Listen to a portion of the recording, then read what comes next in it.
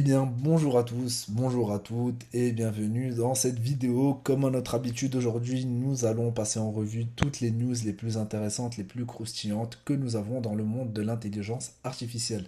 Nous allons commencer par les rumeurs concernant les nouveaux modèles qui arrivent. Ensuite, nous allons passer sur ce qui se passe au niveau des grosses entreprises et notamment cette économie circulaire dont nous avons parlé. Nous avons aussi des grosses têtes de l'intelligence artificielle qui se sont mis à signer des pétitions pour ralentir l'avancement de l'intelligence artificielle. Ça fait peur. Claude Mythos qui a réussi à s'intégrer, à pénétrer dans le monde des mathématiques quantiques. Bref, on a plein de news à explorer aujourd'hui. Donc, restez et on va tout simplement se cultiver. Avant de se lancer dans les news croustillantes de la journée, n'hésitez pas, si jamais vous êtes des clients de Stinger, ou si pas, ça pourrait être une bonne occasion d'utiliser donc mon code promo MEDI20, MEHDI20, ou alors le lien dans la description, pour avoir accès jusqu'à 80% de réduction sur Hostinger. Donc pour rappel, Hostinger peut vous aider à avoir donc des VPS, avoir accès à de la puissance de calcul, utiliser des agents IA qui sont donc hébergés en ligne, avoir accès à des sites web, bref, tout type de services à des prix très concurrentiels, mais surtout à une qualité qui est top. Donc voilà, n'hésitez pas à utiliser le lien dans la description. Vous aurez une bonne réduction et ça aidera aussi la chaîne. Donc allons tout de suite pour voir les news de la journée. Eh bien, commençons tout de suite par notre cher Kimi. Kimi. Mais avant de ça, j'ai peut-être sauté une étape. Jetons, comme à notre habitude, un petit coup d'œil au niveau du LLM Leaderboard. Il n'a pas changé depuis notre dernière vidéo. Toujours les Claude, Opus et Fable 5 à la tête, suivi par GPT 5.6 seul avec un effort maximal. Et ensuite, nous avons donc le modèle Kimi K3 et Grok 4.5 qui les rejoint un peu après. Quels sont les potentiels modèles qui vont venir se hisser dans les semaines à venir dans le top ici? Nous avons donc Kimi K3.1. C'est de la bombe. On sait l'effet que ça a fait Kimi K3. Il y a Kimi K3.1 qui va arriver et on parle ici d'un level Mythos. Donc Mythos, c'est le modèle qui n'est pas encore grand public de Fable, d'Anthropic, pardon. Donc Claude Mythos 5, il est encore plus puissant que Fable.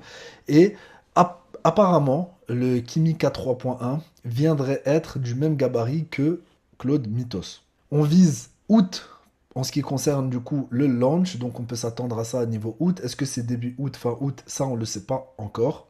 Donc, parmi les autres infos intéressantes à avoir, c'est tout simplement qu'il va un petit peu rapprocher le gap avec Fable 5, parce qu'il est légèrement en dessous, hein, comme on a vu ici. Kimi K3 est légèrement en dessous de Fable 5, plutôt pas mal en dessous de Fable 5. Donc, imaginez Kimi K3.1 avec toujours leur prix intéressant qui vient directement concurrencer avec Fable 5, ça sera bien entendu très intéressant. Euh, Avec ça, donc, il sera un peu plus rapide, un peu plus autonome au niveau de son travail agentique. Et surtout, il restera toujours en open weight, ce qui donc reste fidèle à la mentalité des modèles chinois.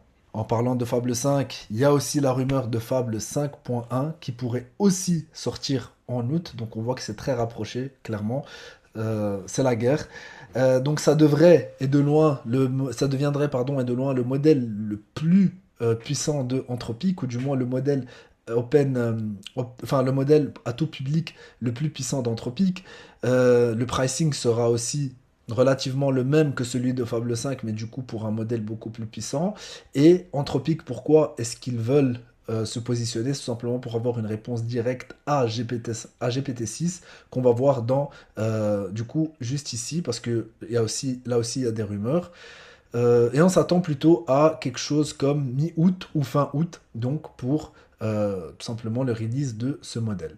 Pour ce qui est de GPT-6, donc OpenAI, déjà, ils ont commencé par nous confirmer que la fuite qu'il y a eu, ou plutôt le modèle qui est sorti de leur contrôle pour aller hacker le Hugging Face, donc on se rappelle, hein, j'ai fait une vidéo sur ça d'ailleurs, si vous voulez la voir, c'est pas le GPT-6, donc déjà ça, c'est une confirmation.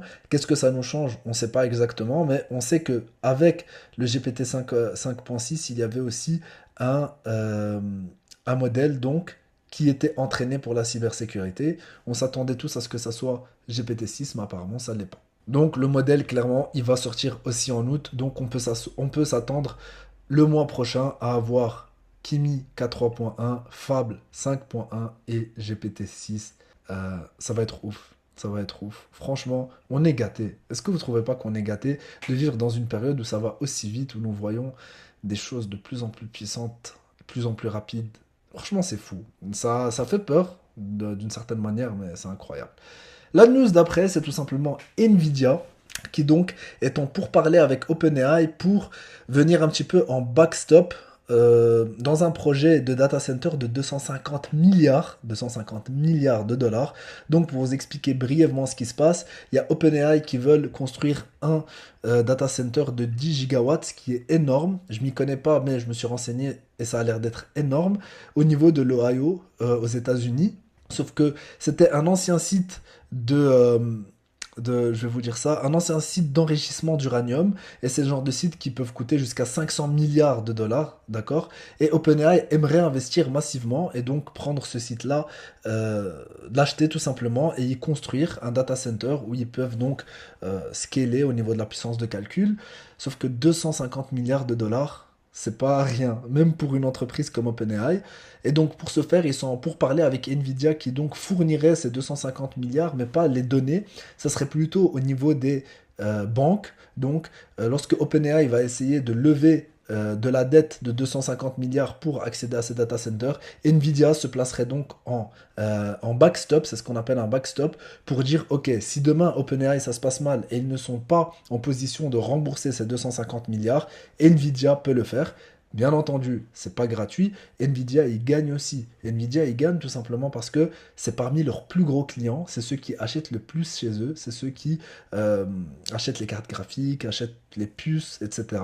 Donc, Nvidia, bien entendu, ils y sont gagnants. Mais surtout, Nvidia a investi dans OpenAI. Donc, ça rejoint la vidéo que j'ai fait un peu plus tôt, il y a de ça 1 ou 2 semaines. C'est la vidéo de l'argent circulaire et comment est-ce que ces entreprises de big tech, les hyperscalers, font pour avoir cette économie circulaire où en fait ils donnent l'argent, ils en reçoivent et ils s'enrichissent tous les deux. Donc franchement, n'hésitez pas à regarder la vidéo, elle est très très intéressante. Pour la deuxième news directe, c'est celle de tout simplement cette pétition qui est en train de prendre de plus en plus de popularité, d'être de plus en plus populaire. C'est une pétition qui a été signée par énormément de grosses têtes de l'intelligence artificielle et où en fait des dirigeants carrément, notamment le patron d'Anthropic, demandent clairement à l'État américain de temporiser la sortie de modèles. Donc voilà, ici aussi au niveau du X, Anthropic qui disent on supporte donc cette pétition où notre CEO et d'autres cofondateurs ont signé. C'est celle où en fait ils ont demandé à l'État américain de ralentir un peu la vitesse. On peut voir qu'il y a par exemple des chief scientists chez OpenAI, le co-founder de OpenAI, il y a du Meta, il y a du DeepMind, Google, OpenAI, Google, Anthropic, bref, il y a vraiment des grosses têtes de l'intelligence artificielle qui signent une pétition où ils demandent clairement du renfort du gouvernement américain pour un petit peu ralentir la chose. Ça va beaucoup trop vite et ils disent que en effet, l'intelligence artificielle pourrait aider à un meilleur futur, mais c'est pas garanti. C'est pas sûr que ça se passe comme ça et il faut que ce soit maîtrisé. Franchement, je me demande pourquoi est-ce que dans les plateaux télé, on ne parle pas de ça. Non mais s'il vous plaît, on vit dans un épisode de Black Mirror. Toutes les grosses têtes, littéralement toutes les grosses têtes qui s'y connaissent mieux que n'importe qui, des experts, des gens qui ont passé leur vie à étudier ça, signent une pétition pour demander à ce que ça soit ralenti. Et il n'a absolument rien à y gagner, le CEO de Anthropic, Dario Amodei, à ralentir ça. Il est en train de se goinfrer comme pas possible. Le gars est à la tête d'une boîte qui va valoir probablement plus de 1000 milliards de dollars dans les années qui suivent. Pourquoi est-ce qu'il voudrait s'arrêter? Et cela, ça montre que clairement il y a un danger et que des personnes, ben voilà, pour des dollars en plus, ils s'en foutent. Ils veulent clairement nous avertir. Et pourquoi est-ce qu'on ne parle pas de ça? Pourquoi est-ce que ça passe sous les radars, bordel? Pourquoi est-ce que ça passe sous les radars? Je vais un peu anticiper, mais regardez, ce poste-là, qui est donc un poste très, très important, qui a été fait hier, a 3,7 millions de vues. MoonPay, un simple truc de paiement de crypto, il est déjà à 7,9 millions de vues et il est sorti hier aussi. Pourquoi? Parce qu'il y a un airdrop à gagner. Mais on y reviendra après. Donc, pourquoi est-ce que ça ne va pas, ça se fait pas connaître? Pourquoi est-ce que les gens n'en parlent pas? Bref, euh, ça meurt de moi. L'autre news, et ça rejoint un petit peu la news d'avant, c'est que Claude Mythos a tout simplement brisé ce qu'on appelle le Hawk. Et donc le Hawk, c'est... je m'y connais pas, mais en fait, pour faire simple, ici, le NIST, c'est comme une sorte de protocole, comme une sorte de concours qui a été mis en place pour faire face au post-quantique. Donc, comme vous le savez, on se dirige petit à petit vers, des calculateurs quantiques. Donc, ça va être des puissances de calcul faramineuses, comme on n'en a jamais fait, des ordinateurs quantiques qui vont à des vitesses folles. Et donc, il y a d'ores et déjà des groupes, des gouvernements entiers, il faut le dire, qui s'intéressent à la question de comment cryptographier dans l'ère du quantique. Donc, comment faire pour assurer vos paiements, comment faire pour assurer vos informations privées, comment faire pour assurer énormément de choses. Et d'ailleurs, aussi dans le monde de la crypto, c'est un sujet. Donc, comment est-ce que les cryptos, et notamment les blockchains, vont survivre au monde quantique. Et donc, dans cet esprit-là, donc ça c'est le NIST, et du coup c'est le Computer Security Research Center, donc c'est tout simplement, ça fait partie du gouvernement américain. Ils ont mis en place, enfin ils ont mis comme une certaine compétition pour voir quels seraient les modes de fonctionnement les plus aptes à être donc des modes de fonctionnement NIST, donc des modes de fonctionnement post-quantique, de cryptographie post-quantique. Et donc, il y a eu 9 candidats, le FAEST, MQOM, SNOVA, et notamment le Hawk, qui est donc un des candidats où pendant 2 ans, il allait être testé, et potentiellement une des méthodologies qui allait être retenue pour faire face donc, ou plutôt pour créer de la cryptographie solide post-quantique.